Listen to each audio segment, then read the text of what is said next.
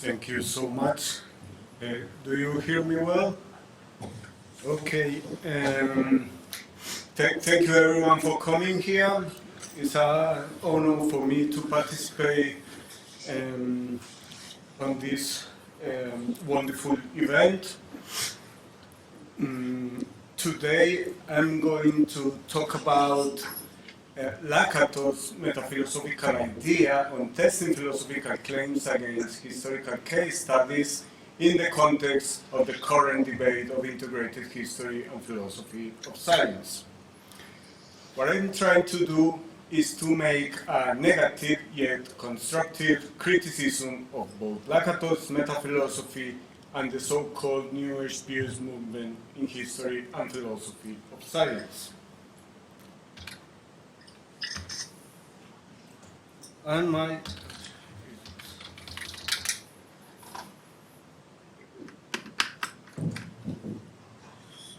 plan for today is to defend three theses.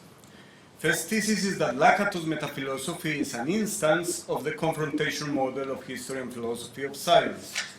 Thesis two is that Lakatos' metaphilosophy is challenged by an epistemic circularity argument, which has justified the New HPS movement as a replacement of the confrontation model.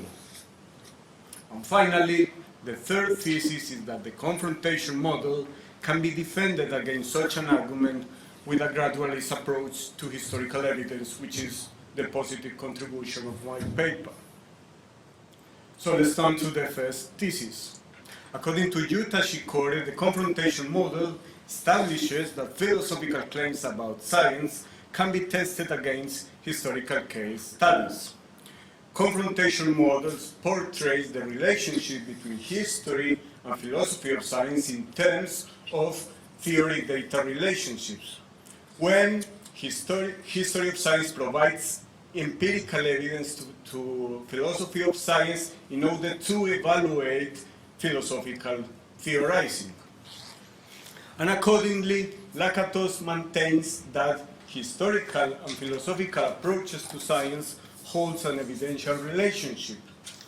Philosophy of science provides history of science with a normative historiographical framework for producing rational historical reconstructions of historical episodes, and history of science provides empirical evidence in order to evaluate rival methodologies of science when these methodologies or theories of rationality cannot be ranked on the basis of epistemological and logical standards. So, according to Lakatos, there are three tenets here. The first tenet is empirical adequacy, according to which the evaluation of philosophical claims about scientific rationality must include the empirical adequacy of those claims with episodes from the history of science.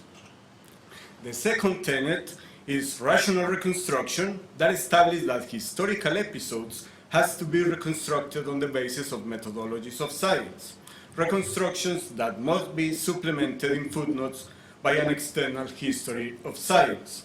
And finally, epistemic evaluation tells us that methodologies of science must be evaluated on the basis of the rational reconstructions they generate. The best methodology is the one capable of saving the largest number of historical episodes as rational. So Lakatos attributes two functions to theories of rationality. On the one hand, the theory of rationality can be a first-order methodology that is a code of scientific honesty for the appraisal of scientific practice, for evaluating historical episodes of past science are rational. And here, the methodology of science is the theory used for the production of rational reconstructions insofar as the methodology provides us with criteria for selection and interpretation of historical events in a normative way according to the model of scientific rationality in question. But the methodology of science is also a second-order methodology, which is a normative historiographical research programs for the appraisal of philosophical analysis. And here the theory of rationality is used as a meta-criterion for the evaluation of methodologies of science as historiographical theories. On this basis, Lakatos is committed to the following claim with respect to the integration of history and philosophy of science. This claim is the conjunction between integration, that history and philosophy should be integrated, they cannot be done separately, and confrontation, according to its testing philosophical claims against historical evidence, is legitimate. And this is the way to integrate historical and philosophical approaches. So while Lakatos is committed to the conjunction between C1 and C2, the so-called New HPS movement denies C2 confrontation, arguing that history cannot provide philosophy with empirical testing. And to see this in more detail, let me turn to my second thesis.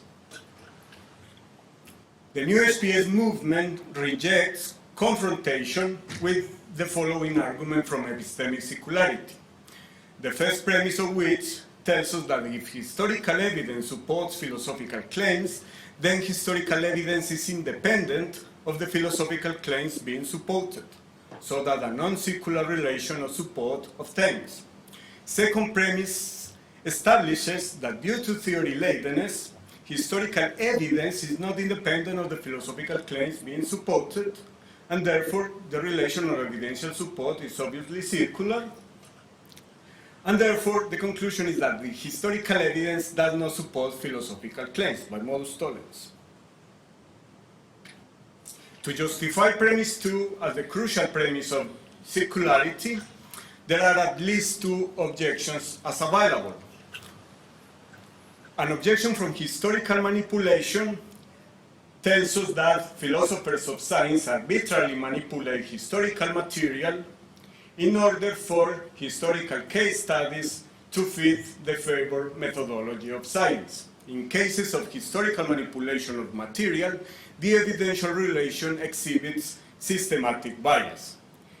In my paper, I show how Lakatos is afflicted by historical manipulation due to his conception of internal history of science, which involved the fabrication of fictional historical cases, the improved version of the actual history of science. But maybe a more important objection than historical manipulation is historical representation, according to which theory latedness of historical case studies is a constitutive aspect of historical analysis, and one and the same case study, one and the same historical case can be reconstructed from competing philosophical frameworks. In situations of historical representation, the evidential relation between philosophical theories and historical data leaves room for epistemic incommensurability because each methodology of science generates its own set of historical evidence. And then there is no principle neutral way of deciding between methodologies of science on the basis of historical data.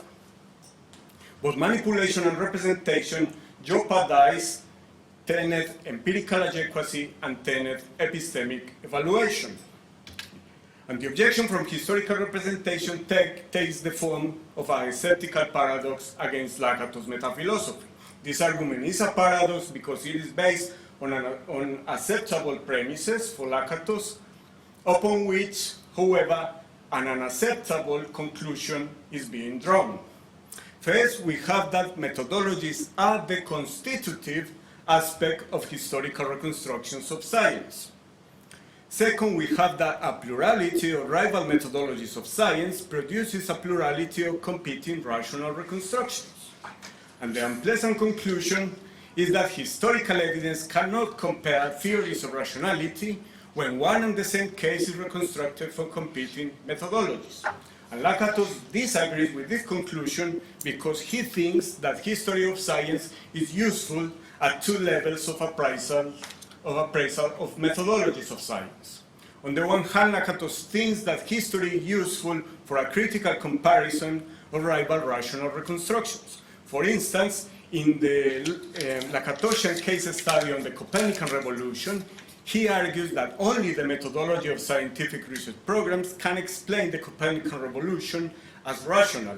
That is to say, Lakatos thinks that the reconstruction of the Copernican revolution in terms of the methodology of scientific research programs is better than alternative reconstruction of this episode on the basis of alternative methodologies such as falsificationism or conventionalism.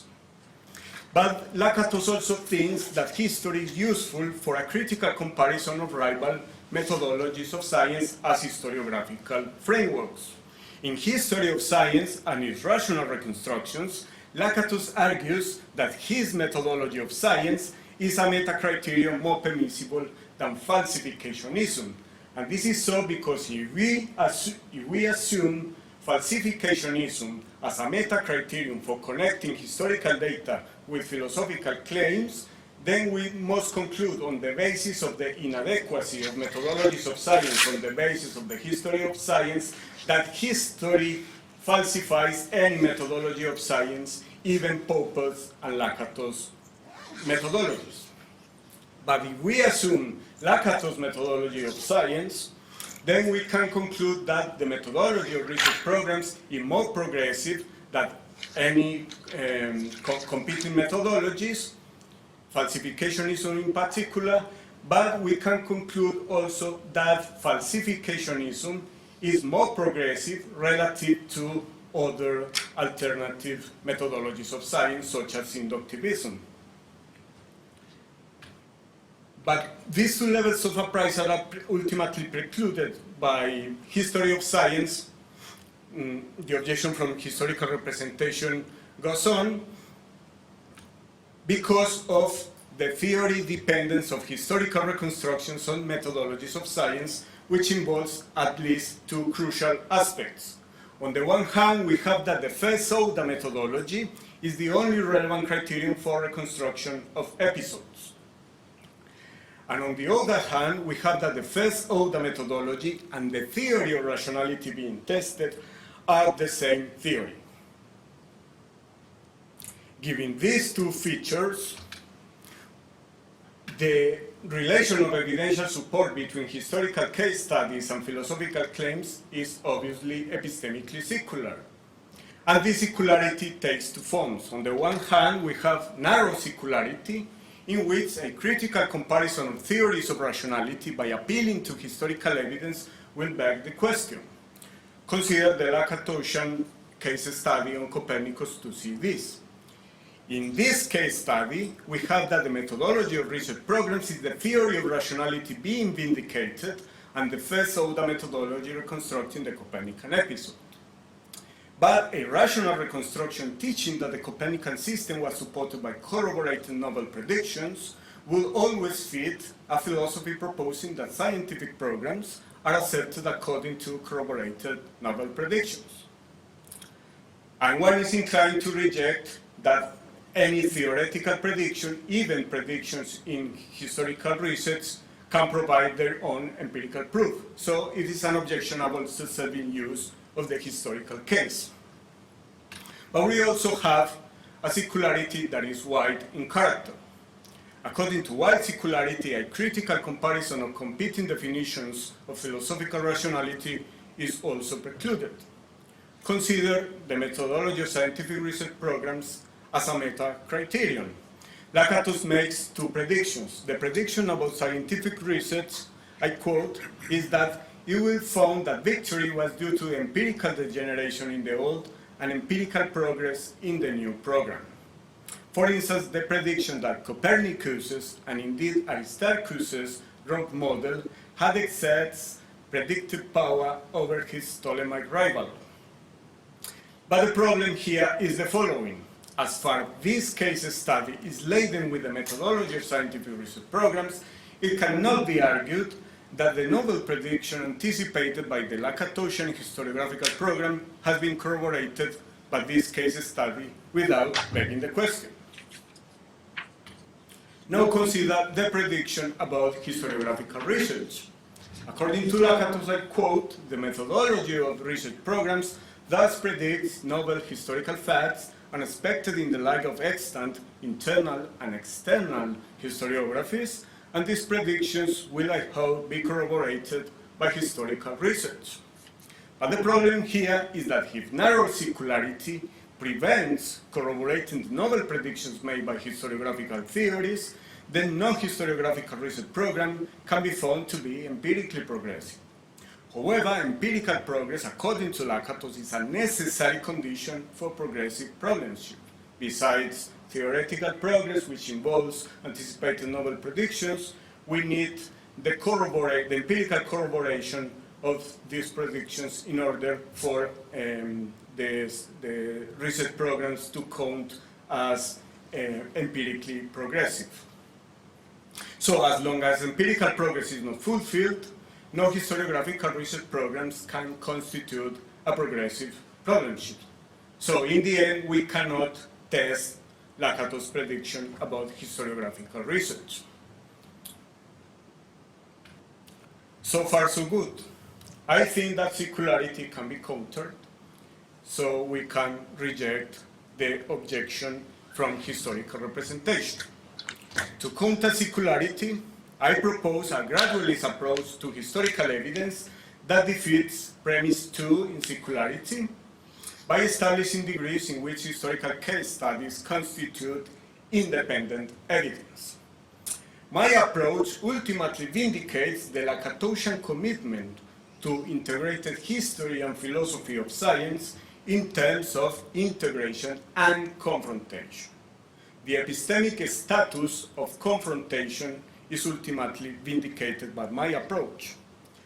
And it makes justice, at least partially, to Lakatos' practice, because circularity is directed against Lakatos' metaphilosophy, but not against Lakatos' practice. So we need to separate metaphilosophical pronouncements from philosophical practice, because Lakatos' metaphilosophy and Lakatos' practice do not coincide with one another. And if we pay attention to Lakatos' practice, then we can understand how far some historical case studies can satisfy the condition of independent evidence.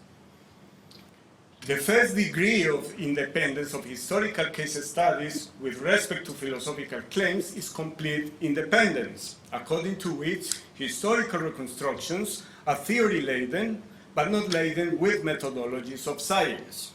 Not all historical case studies are reconstructed from commitments coming from philosophy of science. This set of historical case studies, not laden with methodologies of science, comes from professional historiography of science. And the point here is that the historical reconstruction does not presuppose the type theory being tested, because the theory used for reconstructing historical cases is not a philosophical theory, but the theory that we are testing against historical case studies is a philosophical theory. Indeed, Lakatos appeals in his writings to this kind of completely independent historical evidence. For instance, in the Lakatosian case study on the Copernican revolution, he makes the following verdict with respect to the rivals' methodologies of science. He rejects verificationism on the basis of a Gingrich's paper. He rejects conventionalism on the basis of a set of historical studies from professional historians. He rejects both falsificationism and Kuhn's elitism on the basis of Gingrich's seminal paper. And finally, he makes the positive verdict for the methodology of scientific research programs on the basis of the canonical interpretation of the Copernican revolution by professional historians of science at that time. I mean, Neugebauer and Swerdlow reconstructions. But what about the situation in which we cannot appeal to completely independent historical evidence to support philosophical claims. I mean, when we are using only rational reconstructions for providing epistemic support to philosophical theories.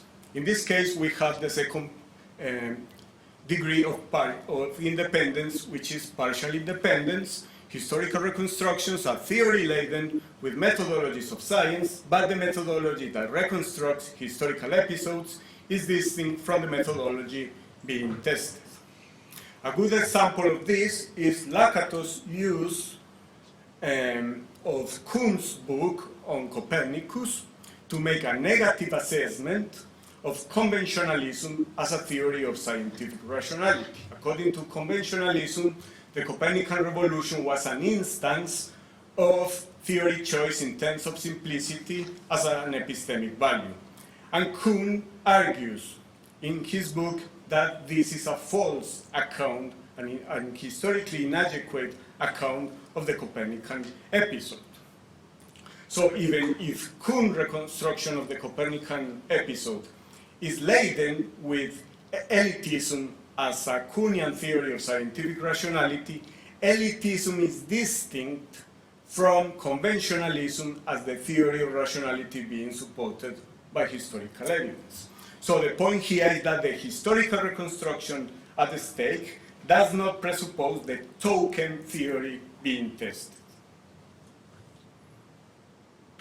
But I think that we can reinforce the epistemic support historical case studies provides to philosophical claims by introducing a third degree of independence, which involves the use of completely independent historical evidence.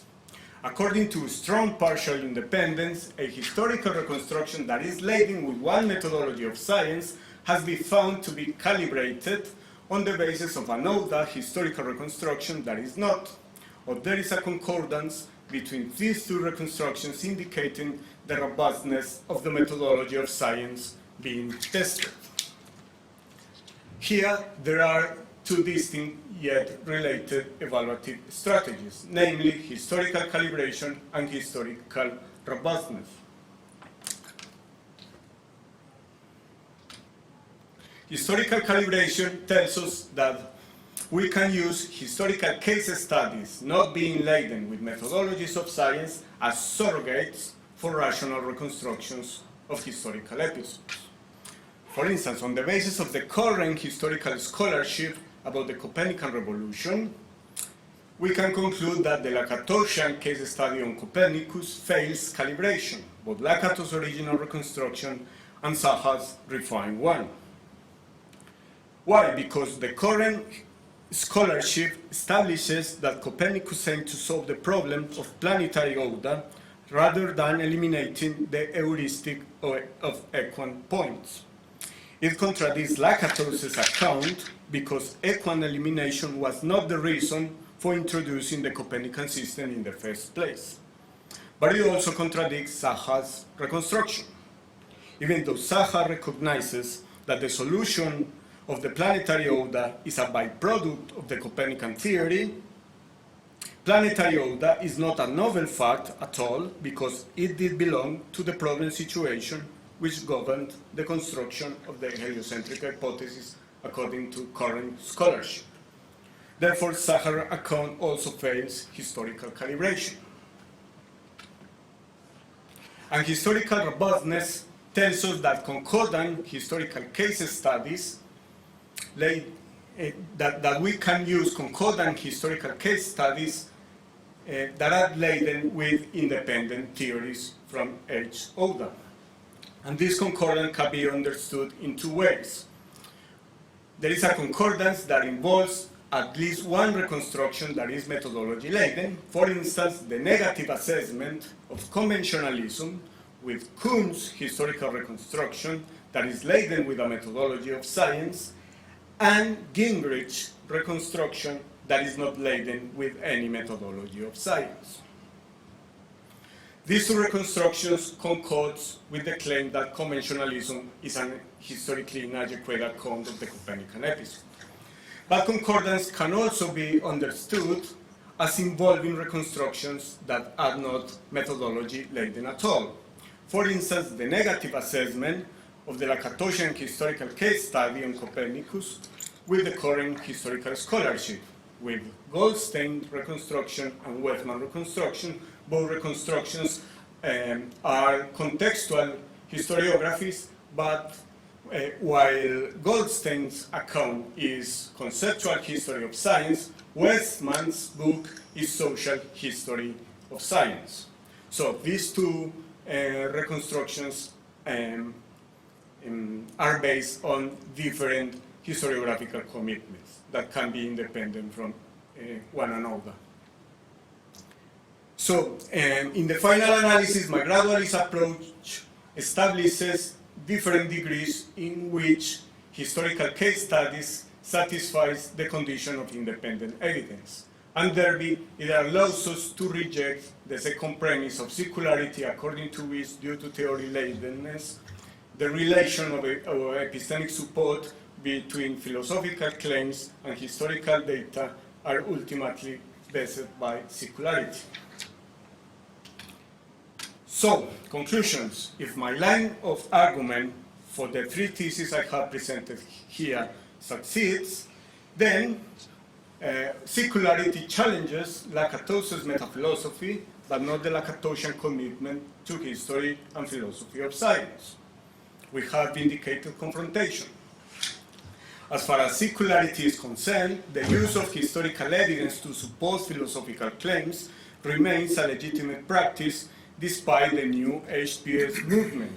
The new HPS movement can no longer appeal to circularity in order to reject the possibility of testing philosophical claims against historical evidence, and therefore to integrate history and philosophy of science in terms of confrontation. And finally, my line of argument suffices to refute the idea that the confrontation model is absolutely misleading and should be abandoned, as Yuta Shikore argues. Because, as Lakatos himself points out about research programs, we could have good reasons to think that the confrontation model will have its comeback in the current philosophical scenario, as long as all the epistemological problems are being progressively countered. And closing the door to circularity is just a first step in this direction. And it's over. Thank you very much.